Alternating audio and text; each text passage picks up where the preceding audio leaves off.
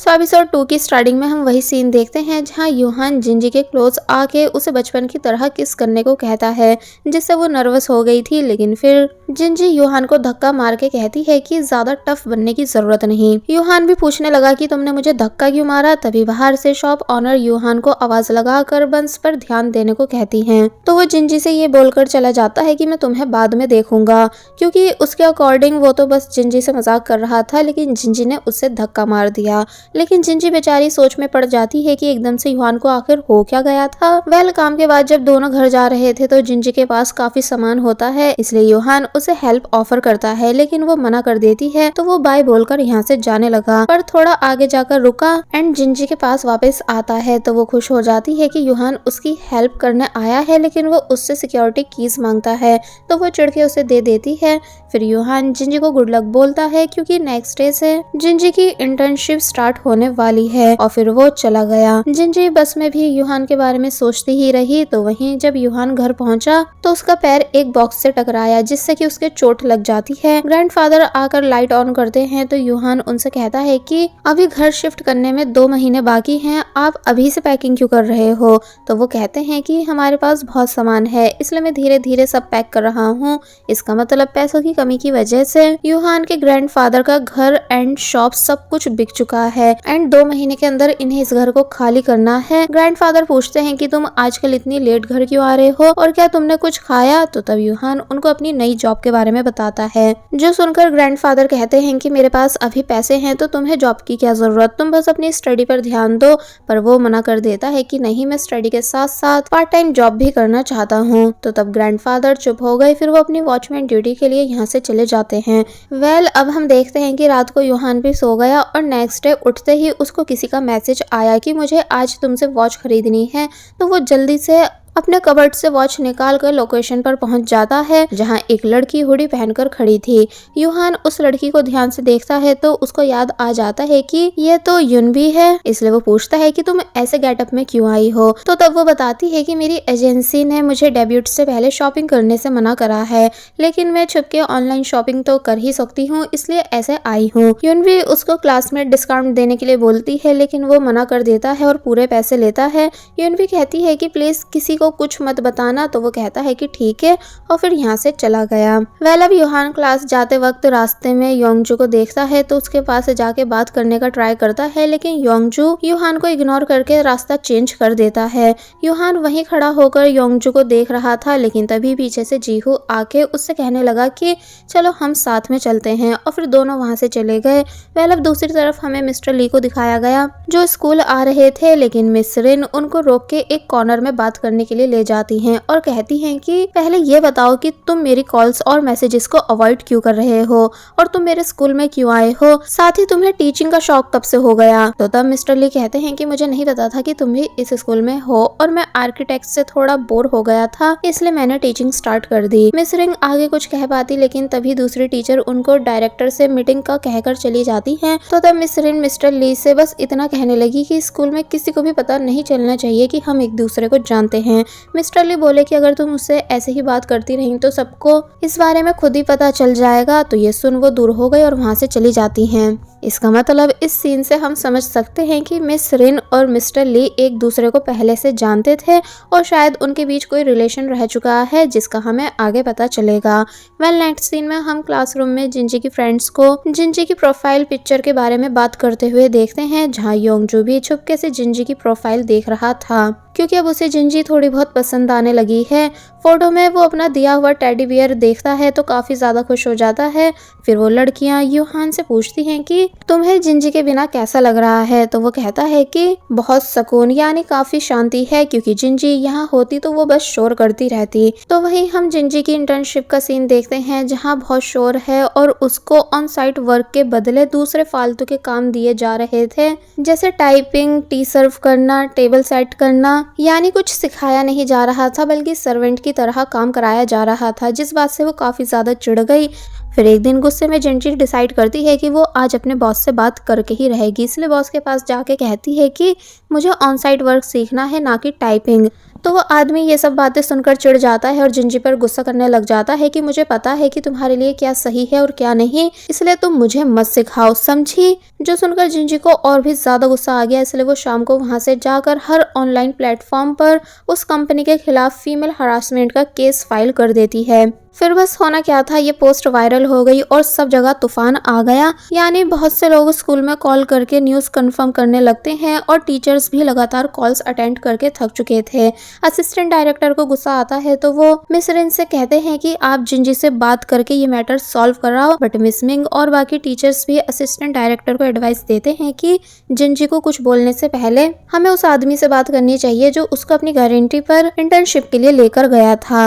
लेकिन assistant director को यह आइडिया बिल्कुल अच्छा नहीं लगता, क्योंकि कुछ टाइम में डायरेक्टर लिन को अवार्ड मिलने वाला था और वो नहीं चाहते थे कि उन पर कोई भी बात आए। नेक्स्ट डे जिंजी स्कूल आ जाती है और क्लास में उसको देखकर सब शॉक थे और उससे पूछने लगे कि तुम आज अपनी इंटर्नशिप पर क्यों नहीं गई। जिंजी कुछ बता पाती तभी उससे पहले डायरेक्टर उसको अपने कैबिन में बुला लेते हैं। वो कैबिन में आती है तो असिस्टेंट डायरेक्टर उसको प्रेशराइज करते हैं कि अपनी पोस्ट डिलीट कर दो, लेकिन वो मना कर देती है और कहती है कि उसके साथ गलत हुआ है।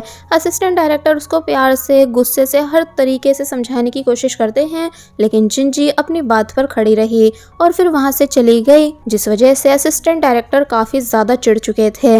बाद में जब जिंजी यूहान को सारी बातें बताती है तो ये सब सुनकर वो उसको सपोर्ट करता है और कहता है कि तुमने एकदम सही करा, और ये भी कि तुमने वहां से जॉब छोड़ दी और काम को कंटिन्यू नहीं करा। तो ये सुन जिंजी खुश होने लगी। थोड़ी देर तो दोनों के बीच शांति से बात होती है, लेकिन फिर दोनों फिर से एक दूसरे से लड़ने लग जाते हैं। लेकिन कहीं ना कहीं जिंजी को अच्छा लगा था कि यूहान उसकी कितनी फिक्र करता है और हमेशा उसी को सपोर्ट करता है। अब हम देखते हैं कि स्कूल के बाद जब जिंजी अपनी फ्रेंड्स के साथ रेस्टोरेंट में गई थी तो वहाँ उसकी इंटर्नशिप वाली दोस्त मिसुमी भी आ गई, लेकिन वो काफी कांप रही थी। जिंजी उससे पूछती है कि क्या हुआ, कहीं मेरे जाने के बाद बॉस ने तुम्हें परेशान तो नहीं किया। तो तब वो कहती है कि नहीं, ऐसा कुछ नहीं है। तो तब जिंजी के दोस्त उसको डिस्ट्रैक्ट करने के लिए मिसुमी को उनके नए क्लासमेट योंगजू के बारे में बताने लगते हैं और उसके बारे में रूमर्स डिस्कस करने लगते हैं। जिंजी ये सुन के कहती है कि ऐसा कुछ नहीं है, तुम लोग चुप रहो। और तभी उन्हें खाना सर्व करने के लिए योंगजू भी यहाँ आ जाता है, जिसे अपने सामने देखकर वो सभी एक बार फिर बुरी तरह डर गए और सोचने लगे कि कहीं योंगजू ने हमारी उन सभी बातों को सुन तो नहीं लिया कि हम कैसे उसे गैंगस्टर समझते हैं। बिना कुछ बोले वहां से जाने लगा। तो तब जिंजी उसको रोक के कहती है कि तुमको पता है ना कि हम तुम्हारे क्लासमेट्स हैं। तो तब वो कहता है कि हाँ, मैं तुमको जानता हूँ और तुम सबको भूल भी कैसे सकता हूँ। एक्चुअली यहाँ उसका मतलब सीट से चिपक जाने वाली बात से था। तो तब जिंजी उससे और बातें करने लगी, जिससे उसे पता चलता है कि ये रेस्टोरेंट योंगजू की मॉम का है, इसलिए वो यहाँ काम करता है। दोनों बात कर ही रहे थे कि तभी उस रेस्टोरेंट में यूहान और उसका दोस्त जीहू ये दोनों भी आ गए। योंगजू वहां पर यूहान को देखकर चिढ़ गया और उसको बाहर बात करने ले जाके उससे कहता है कि मैंने तुमसे कहा था ना कि मेरे आसपास भी मत दिखना, लेकिन तुम नहीं सुधरोगे। याद रखना, हम इस रेस्टोरेंट में तुम जैसे लड़कों को खाना सर्व नहीं करते हैं। लेकिन तभी अंदर से योंगजू का भाई उसे आवाज देता है कि यूहान को अंदर आने दो, उसका ऑर्डर रेडी है। जो सुनकर यूहान अंदर आ जाता है और योंगजू अपने भाई को गुस्से से देखता है तो उसका भाई सियोन कहता है कि वो हमारा कस्टमर है, इसलिए ओवर रिएक्ट मत करो और शांत हो जाओ। बट यूहान को देखकर योंगजू गुस्से में शॉप से चला जाता है। इसलिए रात में जब वो वापस घर आया तो योंगजू की मॉम एंड भाई योंगजू को समझाते हैं कि बचपन की बातों को अब भूलकर तुम्हें नई शुरुआत करनी चाहिए। कब तक तुम उन बातों को पकड़कर बैठे रहोगे। लेकिन योंगजू ये सब सुनने के मूड में नहीं था, इसलिए वो खाना छोड़कर अपने रूम में आ गया। रूम में योंगजू अपनी टेक्वेंडो वाली कीचेन को पकड़कर बैठा होता है और ऐसी सेम कीचेन हमने एपिसोड 1 में यूहान के पास भी देखी है। तभी योंगजू पास्ट याद करने लगा, जहां हम देखते हैं कि 3 लड़के योंगजू, यूहान एंड ग्योंग ये तीनों बेस्ट फ्रेंड्स हुआ करते थे और तीनों का एक ही सपना था टेक्वांडो में गोल्ड मेडल जीतने का, चाहे फिर वो किसी के भी पास क्यों नहीं आए। लेकिन फिर ग्योंग की डेथ हो गई, पर अभी तक ये क्लियर नहीं हुआ है कि डेथ कैसे हुई थी और इसमें यूहान और योंगजू के बीच दुश्मनी कैसे हुई। पर बस योंगजू ये सब प्रेजेंट में सोचकर इमोशनल हो जाता है। अब नेक्स्ट डे हम देखते हैं कि स्कूल में एक टेक्वांडो प्लेयर आके यूहान से कहता है कि तुम अपना लॉकर खाली कर दो, वो नए प्लेयर्स को चाहिए। तो यूहान कहता है ठीक है, मैं कर दूंगा। तो तब यूहान से उसकी क्लासमेट्स पूछती हैं कि क्या तुम अब कभी टेक्वांडो नहीं खेलोगे। तो वो कहता है कि ऐसा ही समझ लो, वो बस एक फन गेम था जिसका शौक अब मेरे मन से खत्म हो चुका है। जो सुनकर योंगजू को इतना ज्यादा गुस्सा आ गया कि वो यूहान के पास आकर डायरेक्ट यूहान को बुरी तरह मारने लगा और उसे काफी उल्टा सीधा भी बोल रहा था कि तुम टेक्वेंडो को फन गेम कैसे बोल सकते हो। लेकिन यूहान शांत रहा और उसने कुछ रिएक्ट नहीं किया। दूसरी तरफ एक लड़की छुपके से यूहान के लॉकर में एक लेटर रख देती है और शाम को जब यूहान और जीहो बीच के पास बैठे थे तो यहाँ यूहान अपनी कीचेन पानी में फेंकने लगता है, लेकिन जीहू उसको ऐसा करने से रोकता है कि ऐसा मत करो, इस कीचेन को अगर सी एनिमल ने खा लिया तो उनका स्टमक खराब हो जाएगा और उनके पास डॉक्टर भी नहीं होता और ना ही मेडिसिन होती है। तो ये सुनकर यूहान रुक गया और हंसने लगा। फिर दोनों इसी तरह हंसी मजाक करने लगते हैं जिस वजह से यूहान का मूड ठीक हो जाता है। मतलब नेक्स्ट सीन में हम देखते हैं कि जिंजी ने एक सुपरमार्केट में नई पार्ट टाइम जॉब ढूंढ ली है, लेकिन उसकी मॉम को उसकी इस जॉब से भी प्रॉब्लम होने लगी जिस वजह से वो उसको लगातार मैसेजेस करके डांट रही थी। बाद में जिंजी देखती है कि उसकी सुपरमार्केट के बाहर गेमिंग मशीन से योंगजू फिर टेडी निकालने की कोशिश कर रहा है, तो वो उसके पास जाके उसे जूस ऑफर करती है। फिर दोनों साथ में बैठकर जूस पीते हैं। योंगजू उससे पूछता है कि तुमने इंटर्नशिप क्यों छोड़ दी, तो वो बताती है कि वो लोग उसे ऑन साइट वर्क करने नहीं दे रहे थे और बस फालतू के काम करवा रहे थे। तो तब वो कहता है कि तुमने एकदम सही करा। फिर जिंजी पूछती है कि क्या मैं तुमसे एक बात पूछ सकती हूँ। योंगजू कहता है कि हाँ बिल्कुल। तो वो पूछती है कि तुम्हारी और यूहान की क्या दुश्मनी है जो तुम उससे इतनी नफरत करते हो। बट योंगजू शांत बैठा रहा, यानी कोई जवाब नहीं दे रहा था। तो जिंजी समझ जाती है कि वो अनकंफर्टेबल है, इसलिए कहती है कि कोई बात नहीं, तुम्हें जवाब देने की जरूरत नहीं है, लेकिन क्या हम दोस्त बन सकते हैं। और फिर फ्रेंडशिप के लिए हाथ आगे करती है। तो योंगजू भी दोस्तों के लिए हाँ बोल देता है और फिर ये दोनों स्माइल करने लगे क्योंकि अब ये दोनों दोस्त बन चुके थे। तो वहीं स्कूल में सबके चले जाने के बाद यूहान अपना सामान लेने के लिए जब लॉकर ओपन करता है तो उसे अपने लॉकर में टेक्वांडो यूनिफॉर्म के अंदर एक लेटर रखा मिला जो एक लड़की ने कुछ टाइम पहले वहाँ रखा था, पर वो लड़की कौन थी इस बारे में किसी को पता नहीं है क्योंकि उसे दिखाया नहीं गया था।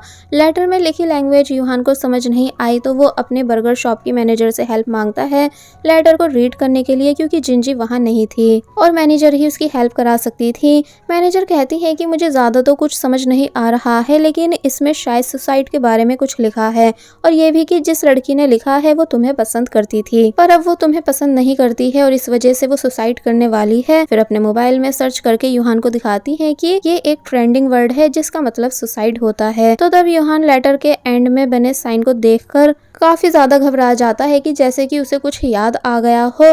फिर वो जल्दी से भागकर अपने घर आया और अपने पुराने सामान में कुछ ढूंढने लगा। तभी उसे एक डायरी मिली जिसमें एक नोट था जो जिंजी ने उसके लिए लिखा था और उसे याद आया कि जिंजी अक्सर इस साइन को बनाया करती थी। ये सोचकर वो और ज्यादा घबरा जाता है और सोचने लगता है कि पक्का ये लेटर जिंजी ने लिखा है जो कि मुझे पसंद करती थी पर अब सुसाइड करने वाली है। इसलिए तभी उसने जिंजी को नॉन स्टॉप कॉल्स की, लेकिन जब कॉल्स का कोई रिस्पॉन्स नहीं आया तो वो भागते हुए जिंजी के घर चला जाता है जहाँ जिंजी के पेरेंट्स ने बताया कि जिंजी तो टेरिस पर प्लांट्स लगा रही है। तो वो जल्दी से उसके पास गया और जिंजी को सही सलामत देखकर डायरेक्ट जिंजी को हक कर लेता है। जिंजी शॉक हो जाती है अचानक यूहान के ऐसा करने की वजह से और पूछने लगी कि आखिर हुआ क्या है, तुम इतने परेशान क्यों हो। तो तब यूहान ने उसे बैठकर वो लेटर दिखाया और सारी बात बताई। तो तब जिंजी ने उसे बताया कि ये साइन तो स्कूल में काफी लड़कियां बनाती हैं। और जब जिंजी उस लेटर के बारे में बात कर रही थी तो यूहान इस बीच छुपके से जिंजी को भेजे हुए उन मैसेजेस को डिलीट करने लगता है जो उसने जिंजी की फिक्र में सेंड करे थे, जिसमें लिखा था कि मैं भी तुम्हें पसंद करता हूँ इसलिए सुसाइड मत करना क्योंकि अब मैं हमेशा तुम्हारी सब प्रॉब्लम्स में तुम्हारा साथ दूंगा। इसका मतलब एक बात क्लियर हो चुकी है कि यूहान जिंजी की सिर्फ फिक्र नहीं करता बल्कि वो उसे सीक्रेटली काफी ज्यादा पसंद भी करता है। वेल वो दोनों डिसाइड करते हैं कि हम कल जाकर मिस रिन से इस लेटर के बारे में बात करेंगे। फिर नेक्स्ट डे दोनों स्टाफ रूम में जाते हैं तो वहाँ योंगजू ऑलरेडी मिस ली के साथ खड़ा था। मिस ली उन दोनों को देखकर पूछते हैं कि तुम यहाँ क्या कर रहे हो। तो वो कहते हैं कि हम मिस रिन को ढूंढ रहे हैं और लेटर वाली बात बताते हैं। मिस्टर ली ने लेटर देखा लेकिन उन्हें भी कुछ समझ नहीं आया तो वो कहने लगे कि मैं इस बारे में डायरेक्टर से बात करूंगा और जब मिस रिन आ जाएंगी तो तब उन्हें भी लेटर दिखा दूंगा। वो लोग वहाँ से चले गए और यूहान घबराहट में सोचने लगा कि आखिर ये लड़की है कौन। और फिर तभी जीहो भी उनकी हेल्प के लिए आता है और फिर वो लोग सभी लड़कियों की एक लिस्ट बनाकर उनसे पर्सनली जाकर मिलते हैं और पूछते हैं कि कहीं उनमें से कोई ऐसी तो नहीं है जो यूहान को पसंद करती हो, जिसका अब दिल टूट चुका है जिस वजह से वो अब सुसाइड करना चाह रही है। लेकिन मोस्टली सभी लड़कियां मना कर देती हैं और कुछ तो ये भी कह देती हैं कि हम यूहान को जानते ही नहीं हैं, कौन है ये लड़का। तो वहीं दूसरी तरफ डायरेक्टर लिन जब अवार्ड लेकर स्कूल पहुंची तो उन्हें जिंजी की इंटर्नशिप वाली बात पता लगी, जिस वजह से वो उससे मिलना चाहती थी। तभी उनकी क्लास के बाहर योंगजू को देखकर डायरेक्टर खुश होती है और मन में सोचने लगती है कि अच्छा तो ये भी जिंजी का क्लासमेट है, और फिर तभी वो वहाँ से जाने लगी। पर कुछ क्लियर नहीं होता कि वो योंगजू को देखकर खुश क्यों हुई थी। तो वहीं दूसरी तरफ जिंजी उस लड़की की खोज में जाके एक बार युनबी से मिलती है और पूछती है कि क्या कभी तुम्हारा यूहान पर क्रश रहा है, लेकिन वो साफ मना कर देती है कि उस पागल को कौन पसंद करेगा। लेकिन जब युनबी उस साइन को देखती है तो वो बताती है कि ये साइन उसने जिंजी की ही दोस्त मीसुन से बनाना सीखा था। जो सुनकर जिंजी को याद आया कि उसने भी ये साइन मीसुन से ही सीखा था और उसने रियलाइज करा कि क्यों इंटर्नशिप के टाइम भी मीसुन के सामने जब भी यूहान की बात होती थी तो वो काफी ज्यादा एक्साइटेड हो जाती थी, और इसी वजह से वो उस दिन रेस्टोरेंट में भी इतनी परेशान थी। ये सब सोचने के बाद जिंजी भागकर मीसुन के लॉकर के पास जाती है जहाँ ये साइन था, लेकिन तब तक काफी देर हो चुकी होती है क्योंकि मीसुन उस वक्त स्कूल के टेरेस के कोने पर आ चुकी थी और जिंजी के कुछ करने से पहले ही वो वहाँ से कूद गई, जो देखकर जिंजी के होश उड़ गए। इस आवाज से जैसे कि पूरा स्कूल ही शॉक हो गया हो, और डायरेक्टर लिन ने भी ये आवाज सुनी। सब काफी कंफ्यूज थे कि आखिर ये अभी हुआ क्या है, यानी ये किस तरह की आवाज थी। और बस फिर इसी सीन के साथ ये पार्ट यहीं पर एंड हो जाता है। There was a time when you had me fall